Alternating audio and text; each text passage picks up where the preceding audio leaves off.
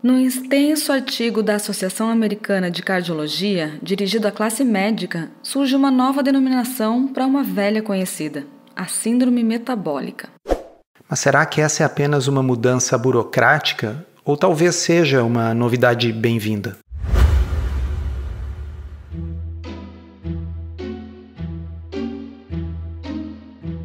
Comida sem filtro. Saúde, low carb, estilo de vida, evidências científicas e, claro, nossas opiniões. Toda semana um episódio novo e gratuito para você. Comigo, Dr. Souto. E comigo, Sari Fontana. Para ser avisado a cada novo episódio e receber as referências bibliográficas no seu e-mail, cadastre-se em drsolto.com.br/podcast.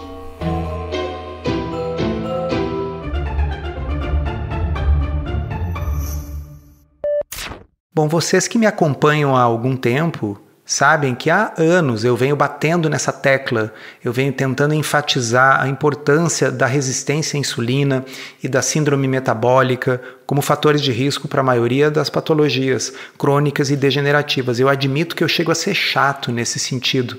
Você até escreveu um livro sobre isso. Exato. O livro basicamente faz esse argumento de que o grande problema chama-se resistência à insulina e síndrome metabólica e que isso pode e deve ser corrigido por mudanças de estilo de vida. Eu lembro de um slide que você usa em algumas palestras, fazendo uma analogia de uma sala que tem várias pessoas, como se fosse uma sala de reunião, falando só de colesterol, e aí tem um grande elefante na sala que ninguém percebe. E o rótulo desse slide é resistência à insulina e síndrome metabólica. Ah, bem lembrado. Tem um outro slide que eu também usei em palestra, que era assim, aparecia duas árvores. Uma delas estava escrito LDL lá em cima, LDL, né? O colesterol ruim, vamos dizer assim. E a outra árvore tinha um monte de gatos em cima dela e eu botei um nomezinho em cada gato. Era a glicose elevada, o HDL baixo, os triglicerídeos altos, a resistência à insulina, o diabetes, o sobrepeso, a obesidade. E o cachorro, ele estava olhando e latindo para a árvore errada, para aquela que tinha só o LDL e ignorando que todos os gatos tinham fugido para a outra árvore. Recentemente, num episódio desse podcast, que foi o episódio 116, a gente falou sobre uma outra condição que mudou de nome, a esteatose hepática não alcoólica, que virou esteatose hepática associada à síndrome metabólica. Sempre ela. A síndrome metabólica, vocês viram? Não sou eu, pessoal. É sempre ela.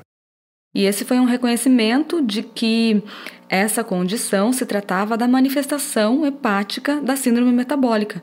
E por isso a esteatose estava associada ao risco de diabetes, doença cardíaca, derrames, câncer, demência e até morte.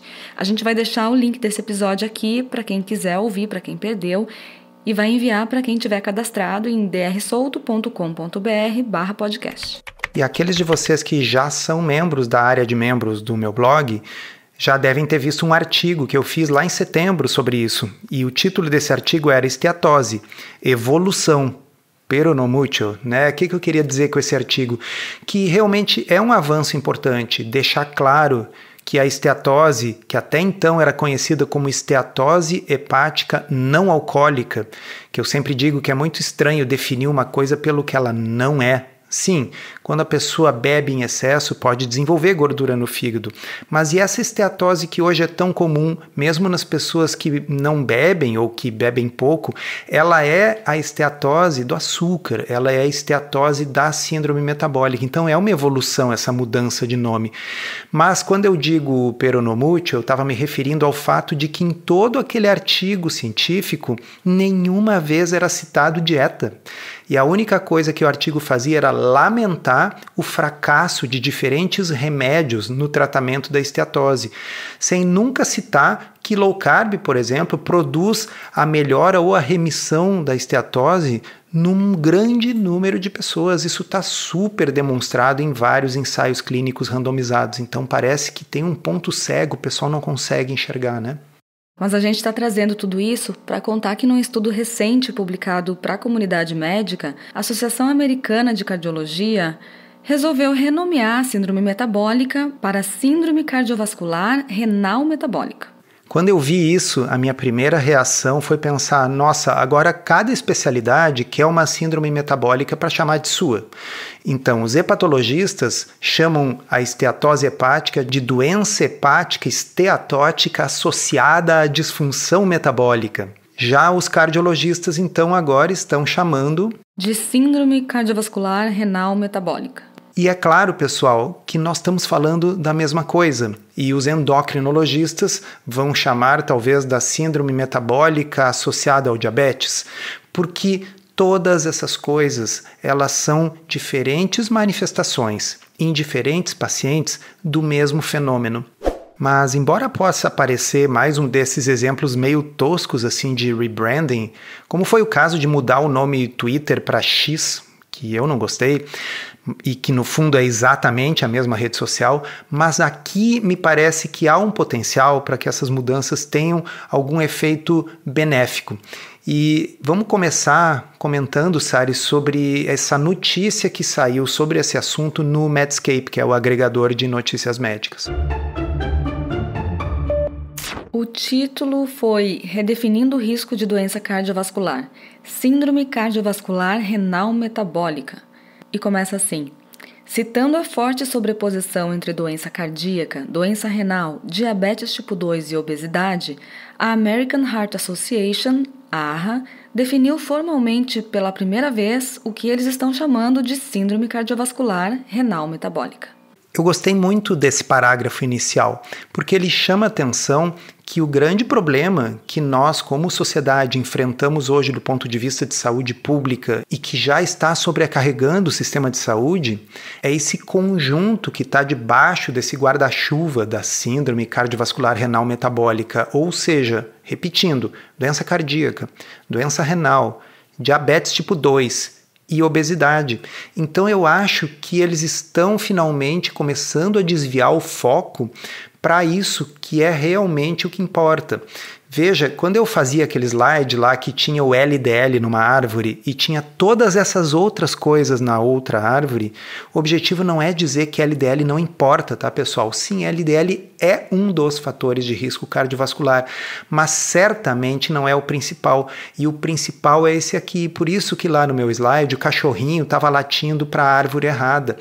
Na realidade, esse LDL podia estar junto com o resto lá numa árvore só. O que é errado, na minha opinião, seria o cachorrinho estar latindo só para o LDL e de costas para todo esse resto. Eu acho legal, eu acho benéfico, eu acho um avanço que a Associação Americana de Cardiologia esteja voltando seus holofotes para isso que, na minha opinião, é o mais importante. E se eles precisarem dar um nome novo para uma coisa antiga, que seja, né? Abre aspas. Embora a síndrome cardiovascular renal metabólica seja uma emergência de saúde pública, também há um grande potencial para melhorar a saúde da população, com um número crescente de terapias que impactam favoravelmente os fatores de risco metabólicos, o risco de eventos renais adversos ou ambos, que também protegem contra a doença cardíaca. Fecha aspas. Essa foi uma fala do diretor de Obesidade e Pesquisa Cardiometabólica da Divisão de Cardiologia da Universidade Johns Hopkins. Bom, quando eu vi essa notícia, eu fui ler os artigos originais aos quais a notícia faz menção. E nesses artigos realmente se define o que é a síndrome, se define que é possível reverter, o que é uma coisa muito importante. Eu acho que cada vez mais a gente finalmente está vendo a partir das entidades, a Associação Americana do Diabetes, agora a Associação Americana de Cardiologia, a ênfase não só em mitigar, aliviar a evolução dos problemas para uma piora inevitável, mas realmente a ênfase na possibilidade de reverter a doença já instalada. Agora, adivinha quais as únicas coisas que se fala de reversão no artigo? Medicamentos. A bem da verdade, sim, eles falam também na importância do emagrecimento e do estilo de vida. E aí eu fui procurar se alguma vez carboidrato era citado em todo o artigo de 30 páginas. Nenhuma. Aí eu fui ver se dieta era citado alguma vez no artigo. Era citado 6 vezes. Todas as 6, pessoal, era assim, uma dieta saudável. uma dieta saudável, uma dieta saudável. E o que a Associação Americana de Cardiologia considera uma dieta saudável? Vocês já sabem, né? É uma dieta de restrição de gordura e de restrição calórica. E aí eu me pergunto, qual a chance de que médicos que pouco ou nada sabem sobre dieta, não por culpa sua, mas porque isso está fora da sua formação, qual a chance que numa consulta esse médico diga para um paciente, olha, você tem essa síndrome metabólica, ou melhor, uma síndrome cardiovascular renal metabólica, que é uma coisa que é fator de risco para várias doenças graves. Você precisa mudar o seu estilo de vida, precisa emagrecer e fazer uma dieta saudável. Qual a chance de que orientado assim, dessa forma genérica, dieta saudável, isso vai dar resultado, que a pessoa realmente vai perder peso e reverter a síndrome metabólica? Eu acho que existe uma chance desde que esse médico tenha lido o livro Uma Dieta Além da Moda. Há esperanças. Bom, se leu, não só há esperança, como tem todo um capítulo dedicado só a esse aspecto da síndrome metabólica e do diabetes. E naquele capítulo eu cito vários estudos científicos, ensaios clínicos randomizados que provam sem sombra de dúvida que low carb é uma estratégia superior para justamente os casos em que há resistência à insulina e síndrome metabólica. Então, é a mesma coisa que eu comentei quando escrevi lá na área de membros do blog sobre a esteatose da síndrome metabólica, a gordura no fígado associada à síndrome metabólica, que eu lamentava que low carb não era sequer citado. No caso lá, a dieta praticamente não era citado. E aqui eu lamento a perda de oportunidade da Associação Americana de Cardiologia de citar que dentre as alternativas de dieta, a restrição de carboidratos parece mostrar resultados especialmente promissores. Inclusive, Sari, eu fui olhar as referências bibliográficas deste documento de mais de 30 páginas e a referência de número 145, que é utilizada no texto para dizer que dieta é uma coisa importante, é uma referência a um ensaio clínico randomizado comparando 3 tipos de dieta. Uma dieta low fat com restrição calórica, uma dieta mediterrânea com restrição calórica e uma dieta Atkins, uma dieta low carb com calorias liberadas. E o que o estudo mostrou é que em todas as 3 houve melhora, muito embora na dieta Atkins tivesse 22% a mais de proteína. Tá, mas espera aí. Nesse estudo, então, essa dieta com mais proteína não fez mal para os rins? Não, fez bem para os rins. As pessoas melhoraram a filtração glomerular, elas melhoraram o funcionamento do seu rim. Por quê? Porque o que faz mal para o rim, e esse artigo da AHA está dizendo isso, é a síndrome cardiovascular renal metabólica. É você ter obesidade, é você ter pressão alta, é você ter resistência à insulina, é você ter pré-diabetes ou diabetes. É isso que faz mal para o rim. E, portanto, qualquer dieta que ajude a melhorar esse quadro, e a low carb é uma das que mais ajuda, eu estou afirmando isso baseado em ensaios clínicos randomizados, cujas referências bibliográficas estão todas lá no meu livro, qualquer dieta que provoque essa melhora tende a melhorar a função renal, ou pelo menos desacelerar a piora da função renal em quem já tem uma insuficiência renal instalada. Insuficiência renal essa que não foi provocada porque estava comendo muito salmão, muito frango com salada. Foi provocada por estar comendo excesso de açúcar, excesso de farináceos, excesso de ultraprocessados, é pelo excesso de peso, é pelo acúmulo de gordura visceral. São essas coisas que estão detonando os corações e os rins das pessoas. Encerramos assim esse episódio. Tá, não, peraí, tem mais uma coisinha que eu queria dizer antes para vocês. Eu achei legal que nessa nova classificação proposta pela Associação Americana de Cardiologia, eles colocaram agora estágios para essa síndrome cardiovascular renal metabólica. Aí, o estágio 0 são indivíduos que não têm nada. Estágio 0 são, abre aspas, indivíduos com índice de massa corporal normal, circunferência abdominal normal, glicose normal, pressão normal, perfil lipídico normal e sem nenhuma evidência de doença renal, subclínica ou de doença cardiovascular.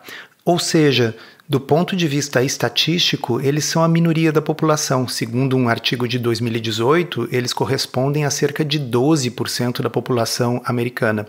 A grande maioria vai ser estágio 1 para cima. Depois vem o estágio 1, no qual já temos excesso de peso, obesidade abdominal, tecido adiposo disfuncional. É muito legal porque eles estão deixando claro que eles entenderam essa questão do limiar pessoal de gordura, de que quando os nossos adipócitos aumentam muito, eles se tornam disfuncionais, isso gera inflamação e acúmulo de gordura visceral, coisas que aqui a gente vem batendo há um tempão, no meu livro eu falo também, mas agora a AHA está voltando os seus olhos para isso. Se você quer aprender a fazer low carb de um jeito certo, que funciona e sem loucuras, considere se inscrever no Podcurso. É um curso todo em áudio, em que a gente responde de forma prática as 50 principais dúvidas sobre o assunto. São mais de 25 horas de conteúdo para você ouvir quando quiser, com a gente e convidados especiais. Você pode conhecer os detalhes acessando drsolto.com.br/podcurso. E aqui nesse estágio 1, eles dizem que o manejo inclui fornecer suporte para mudanças de estilo de vida saudáveis, alimentação saudável e atividade física regular. E o problema é que para a maioria dos médicos, o conceito deles de alimentação saudável é o mesmo conceito que qualquer pessoa que assiste TV de manhã ou lê revistas populares tem. Alimentação saudável é senso comum, e senso comum, pessoal, não emagrece as pessoas. Se emagrecesse não teria tanta gente com síndrome metabólica. Mas aqui o objetivo dessas orientações, que eles não especificam quais são, é uma meta de perda de peso de pelo menos 5% e também abordar a intolerância à glicose, se for necessário. Sabe qual é a melhor coisa para quem tem intolerância à glicose? É consumir menos glicose. Nossa, tem que ser um gênio, para chegar a essa conclusão. O estágio 2 inclui fatores de risco metabólicos, como a hipertrigliceridemia, nossa, que difícil, hipertensão, síndrome metabólica e diabetes. Veja, o estágio 2 era aquilo que a gente chamava de síndrome metabólica. Então, quando você tem síndrome metabólica, nessa nova classificação você já está no estágio 2. Mas, além disso, tem também doença renal. E eu acho que essa é uma das grandes evoluções disso aqui. Porque, veja, síndrome metabólica foi originalmente descrita com outro nome, chamado síndrome X, pelo Dr. Gerald Raven, que era um grande endocrinologista, em 1988. E nós estamos 35 anos depois, ou estávamos ainda engessados pelos critérios que ele definiu 35 anos atrás, que era o HDL alto, triglicerídeos baixos, aumento da circunferência abdominal, glicose acima de 100 e pressão alta, ter 3 desses pelo menos. Mas essas definições rígidas, elas deixavam escapar outras coisas que obviamente são parte da síndrome, mas que não estavam na descrição original. Gordura no fígado, a esteatose, era uma coisa praticamente desconhecida lá nos anos 80, exceto quando associada ao álcool. E hoje é uma das principais manifestações da síndrome metabólica. E nós estávamos conversando antes de gravar e você, Sari, nem tinha muito claro, que a principal causa de hemodiálise é diabetes e pressão alta, ou seja, síndrome metabólica, Não sabia. Eu sabia que a síndrome metabólica era um fator de risco para problemas renais, mas não que diabetes era a principal causa de hemodiálise. Então faz todo sentido, sim, agregar a doença renal dentro dessa classificação, inclusive porque, ao contrário do que muita gente pensa, se consegue diminuir a progressão da insuficiência renal e, em alguns casos bem iniciais, melhorar a função renal das pessoas quando você reverte a síndrome metabólica com estilo de vida. E, como eu falo bem direitinho lá no meu livro, já falei 500 vezes aqui no podcast, a principal medida de estilo de vida em ensaios clínicos randomizados a ter esse tipo de resultado é uma dieta de baixo carboidrato. Porque veja, pessoal, síndrome metabólica e resistência à insulina são condições de intolerância à glicose. Me parece evidente que reduzir a glicose na dieta deveria ser uma das principais estratégias, não é mesmo?